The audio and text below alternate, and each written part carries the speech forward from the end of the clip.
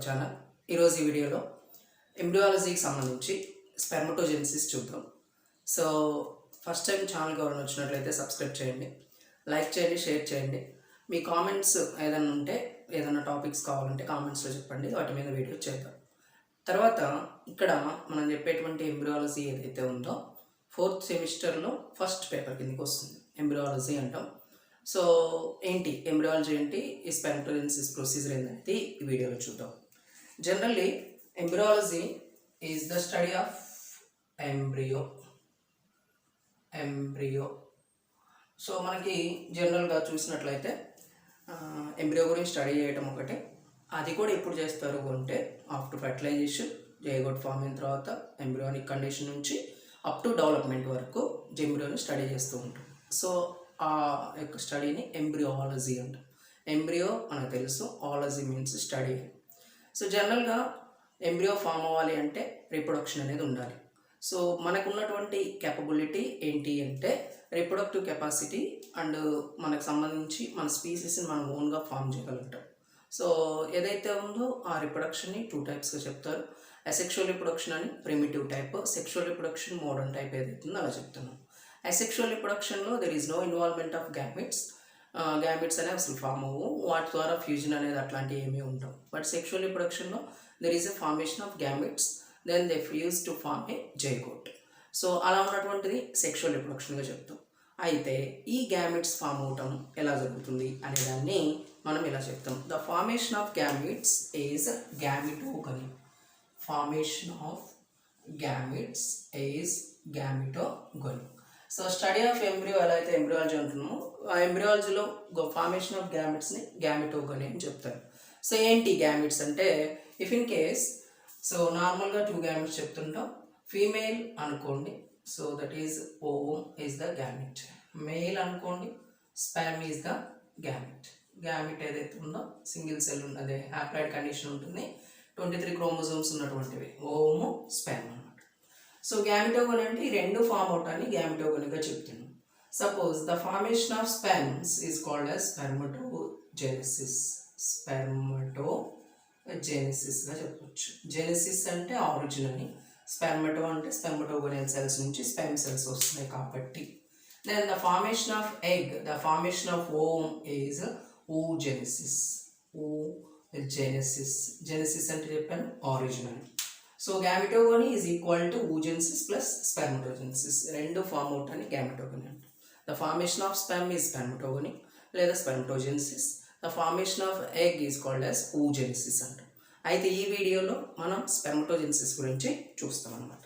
So spermatogenesis includes 3 stages. One, that is a multiplication stage.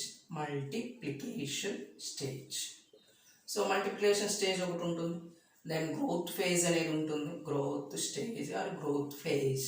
Second phase growth phase అవుతుంది. Third ఏదైతే ఉందో maturation stage or maturation phase అనుకోవచ్చు. Maturation phase. So maturation phase వరకు వచ్చిన తర్వాత మనకి స్పెమ్స్ అనేవి క్రియేట్ అవుతున్నాయి అన్నమాట. సో ఇక్కడ చూసినట్లయితే so multiplication phase, growth phase, then అంటే చూసిన మెచ్యురేషన్ ఫేజ్. ఈ 3 ఫేజెస్లో మనకి స్పెర్మటోజెనిసిస్ అనేది జరుగుతుంది అన్నమాట. సో స్పెమ్స్ ఎక్కడ ఆరిజినేట్ అవుతాయి? They are originated in the male primary sex organs testis. Testis contain germinal epithelium. Germinal epithelium also contains some tubules. Those are seminiferous tubules. So seminiferous tubules ఏవైతే ఉన్నాయో ఆ seminiferous tubules-లో మనకి ఈ యొక్క స్పెమ్స్ ఫామ్ అవటం, స్పెర్మటోజెనిసిస్ జరగడం అనేది చూస్తాం. So here we can see 1 epithelium, that is germinal epithelium అంటాం. జెర్మినల్ ఎపిథీలియం అనేది మనం అక్కడ చూస్తాం మేల్కి సంబంధించి. మేల్ గ్యామిట్స్ ఏవైతే ఉన్నాయో కాబట్టి ఇవి ఫామ్ అయ్యేటువంటి area seminiferous tubules. These are located in the testis లోపల ఇవి ఉంటాయి. దెన్ జెర్మినల్ ఎపిథీలియం ఏదైతే ఉందో ఈ ఎపిథీలియం నుంచి మనకి ప్యూబర్టీ టైం, అందుకని ఇక్కడ రాశాను at puberty. Puberty means the age between 12 to 18 years. ఆ ఏజ్లో మేల్స్లో ప్యూబర్టీలో స్పెర్మటోజెనిసిస్ స్టార్ట్ అవుతుంది అనుకుంటున్నాం. ఎట్ ప్యూబర్టీ స్పెర్మటోగోనియా ఏవైతే ఉన్నాయో ఇవి మన సెమినిఫెరస్ ట్యూబ్యూల్స్లో ఇలా ఉన్నటువంటి సెల్స్. ఈ స్పెర్మటోగోనియా సెల్స్ ఫస్ట్ మల్టిప్లై అవుతాయి, that is multiplication stage. Mitosis differentiation వలన సెల్స్ నెంబర్ ఇంక్రీజ్ అవుతూ ఉంటుంది. సో నెంబర్ ఇంక్రీజ్ అవుతూ ఉంటుంది. ఆ నెంబర్ ఏంటి అంటే స్పెర్మటోగోనియల్ సెల్స్. వీటిని కొంతమంది ప్రైమోర్డియల్ స్పెర్మటోగోనియల్ సెల్స్ అని చెప్తారు. సో స్పెర్మటోగోనియల్ మదర్ సెల్స్ అని కూడా చెప్తుంటాం. సో ఇలా ఉన్నటువంటి ఇవి నెంబర్లో ఇంక్రీజ్ అవటాన్ని the stage is called as multiplication stage అంటారు, ఆ మల్టిప్లికేషన్ ఫేజ్ అంటారు.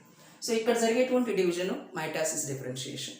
ఆ మైటాసిస్ డిఫరెన్షియేషన్ జరిగి ఈ యొక్క పర్టికులర్ సెల్స్ ఏవైతున్నాయో వీటి నుంచి కొన్ని తీసుకుంటే అవి ఎలా కన్వర్ట్ అవుతున్నాయి, ప్రైమరీ స్పెర్మటోసైట్స్గా కన్వర్ట్ అవుతాయి.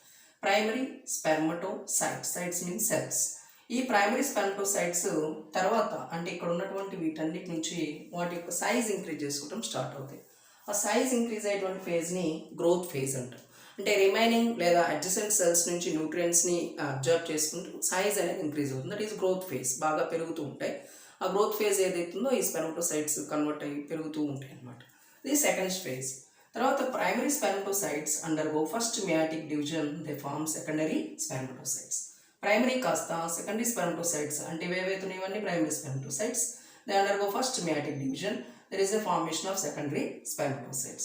Secondary spermatocytes undergo second mitotic division. And ikkada mitotic division, meiotic division. ఇది మాత్రమే mitotic division. Meiotic division లో second meiotic division తర్వాత there is a formation of 4 immotile spermatids. Spermatids అనేవి క్రియేట్ అవుతాయి. So ఇది spermatids are non motile and also అవి move అవ్వని అర్థం, అందుకనే ఇమ్మోటైల్ లేదా నాన్ మోటైల్ అని చెప్తున్నాం. నాన్ మోటైల్ ఉన్నటువంటి ఈ స్పెర్మాటిడ్స్ జెర్మినల్ ఎపిథీలియంకి అతుక్కొని ఉంటాయి, అంటే సెమినిఫెరస్ ట్యూబ్యూల్స్కి అంతే అతుక్కొని ఉంటాయి. So they detach from the seminiferous tubules after some maturation. దాన్ని మనం డిఫరెన్షియేషన్గా చెప్తున్నాం. సో దే స్పెర్మాటిడ్స్ ఫామ్ అవటాన్ని మనకి ఇక్కడ చూస్తున్నాం. ఈ స్పెర్మాటిడ్స్ అనేవి జెర్మినల్ ఎపిథీలియం నుంచి డిటాచ్ అయితే those are called as freely movable sperms. Those are called as spermatozoa అని చెప్తాం. అంటే స్పెర్మాటిడ్స్ మూవబుల్గా ఉంటే స్పెర్మటోజోవా ఆర్ స్పెమ్స్ అనేవి మూవబుల్గా ఉంటాయి. ఇలా ఉన్నటువంటి ఈ పర్టికులర్ 2 ఫేజెస్లో మనం ఇక్కడ చూడొచ్చు అనమాట. స్పెర్మాటిడ్స్ డిఫరెన్షియేషన్ లేదా స్పెర్మాటిడ్స్ ఫామ్ అవటాన్ని స్పెర్మియోజెనిసిస్గా చెప్తాం. సో ఈ స్పెర్మియోజెనిసిస్ ఏదైతే ఉందో అలా జరుగుతుంది. తర్వాత ఈ పర్టికులర్ స్పెమ్స్ ఏవైతే ఉన్నాయో వాటి యొక్క సెల్ షేప్లో బాగా రెడ్యూస్ అయ్యి హెడ్, నెక్, ట్రంక్ ఏదైతే హెడ్, మిడిల్ పీస్, టెయిల్ రీజన్స్గా కన్వర్ట్ అవుతుంది.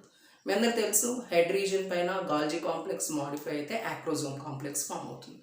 తర్వాత మిడిల్ పీస్లో మైటోకాండ్రియా ఉండి 9+2 అరేంజ్మెంట్ డైనినామ్స్ ఏవైతే ఉన్నాయో టెయిల్ పీస్లో ఉంటాయి for the locomotion purpose.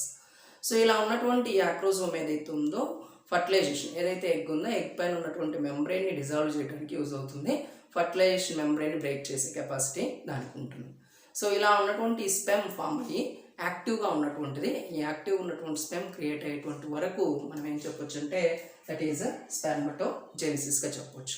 So మనం చూసుకున్నట్లయితే ఫేజెస్ చూద్దాం ఒకసారి. Spermatogonia, first mitosis differentiation, primary spermatocytes form అవుతాయి. Then first meiotic division, secondary spermatocytes form అవుతాయి. Second meiotic division spermatids create అవుతాయి.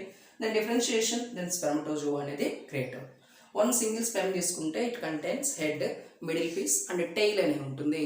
సో ఇది ఒక గ్యామెట్ క్రియేట్ అవ్వడానికి ఇన్ మేల్స్ అన్నమాట. Thank you for watching.